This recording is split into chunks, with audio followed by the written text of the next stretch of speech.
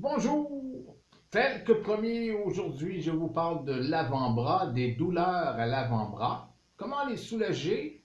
Eh bien, c'est relativement simple pour l'avant-bras, puisque il y a plus ou moins de trucs. C'est un peu comme dans la fesse, il n'y a pas tellement de trucs dans la fesse.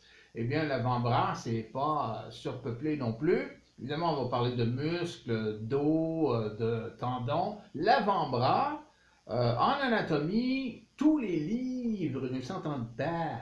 Alors, il y a certains livres qui vont carrément parler du bras, de l'épaule au poignet. C'est le bras, ouais, débrouille-toi avec ça. Et d'autres vont faire bras, épaules au coude et avant-bras, coude au poignet. Et dans notre bout, c'est ce qu'on fait. Le coude au poignet. Donc, vous avez mal à l'avant-bras. Alors, qu'est-ce qu'on peut trouver dans l'avant-bras? D'abord, il y a deux os, Radius et Cubitus.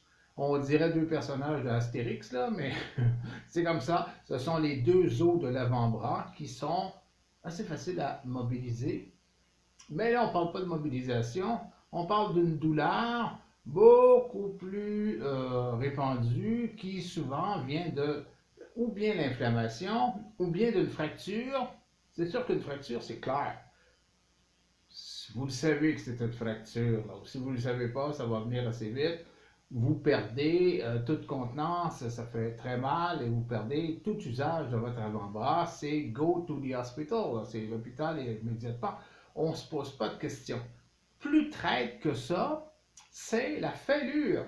C'est-à-dire, les mêmes deux os peuvent être fêlés. Un petit éclat à quelque part dans l'os. Donc, il y a la douleur à l'occasion et à l'effort. Et puis, vous ne pouvez pas laisser ça comme ça. Éventuellement, il faut aller à l'hôpital parce que sinon, petite fêlure deviendra grand. Là, vous allez me dire comment on fait pour le savoir. Il y a un petit moyen qui marche très bien. C'est un petit moyen, mais il marche très bien. Soit une petite vibration. Petite vibration sur un os qui a une fêlure, vous allez avoir une douleur qui va s'étendre. Là, ça veut dire que ce n'est pas une contusion, c'est une fêlure qui est en bas. Voir le médecin, les infirmiers et les infirmières. En fait, la médecine d'intervention. Et vous allez faire ça avec quoi? Avec un outil de petite vibration. Votre téléphone sur la vibration, ça peut. Un petit rasoir, quelque chose qui vibre un petit peu, pas la grosse affaire, juste une petite vibration sur l'os touché, sur la douleur à ce moment-là, et la douleur va s'étendre. Donc, ça règle le problème, on s'en va à l'hôpital. Mais on retrouve aussi des tendons. Or, comme l'avant-bras, c'est quand même assez exposé, c'est difficile de travailler sans travailler avec les avant-bras. À moins de faire de la peinture avec la bouche, là, c'est plus rare. Bon, les avant-bras sont exposés.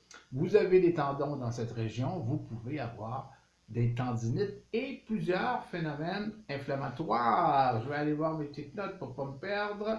Il y a aussi l'arthrose et l'arthrite qui, les deux, vont créer des inflammations. Qui dit inflammation dit douleur. Donc, vous avez un phénomène inflammatoire. Mais avant de tomber à l'inflammation encore et le soulagement, quand même assez facile, il ne faut pas que j'oublie, lui. C'est-à-dire, les problèmes cardiaques peuvent être reliés, c'est-à-dire à votre douleur de l'avant-bras. Le cœur, oh oui, surtout à gauche. Hein? Alors, bras, avant-bras, avec essoufflement, et qu'est-ce que j'avais marqué aussi? Essoufflement et des douleurs à la poitrine. Les trois ensemble. Go to the hospital. Commencez pas à parler de ça avec votre voisin romain, là. Non!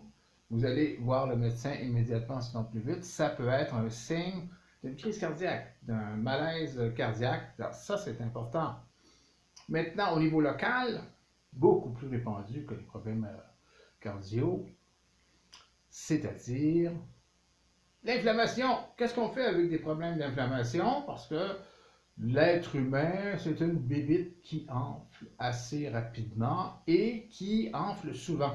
C'est très rare qu'on passe toute une journée sans avoir une petite parcelle de notre corps sous inflammation. Donc, On a des anesthésiens, des analgésiques dans le marché en interne, en masse, Tylenol, aspirine, Motrin et compagnie. Le marché est assez riche dans ce type de trucs-là. Donc, soulagement, on parle de soulagement, on ne parle pas de guérison, essayer de savoir c'est quoi la base. On est en soulagement, on est à la maison. C'est avant de rencontrer un professionnel si rencontre est nécessaire.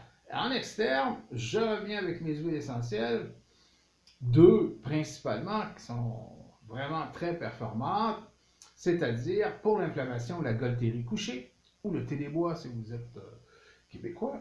Bon, même plante, mais deux appellations différentes. Et si on veut avoir un anti-inflammatoire, un anesthésiant et un analgésique dans la même huile essentielle de girofle, dans un petit peu d'huile végétale, mettez ça sur votre avant-bras et ça va faire disparaître la douleur. Et le soleil reviendra au-dessus de votre maison. Le Seigneur dit... Non, là, ça, c'est... OK, alors là-dessus, on reparle de nos tendres épouses, les tendres moitiés, on reparle de la femme dans quelques jours et de sa libido. Abonnez-vous! On se retrouve bientôt!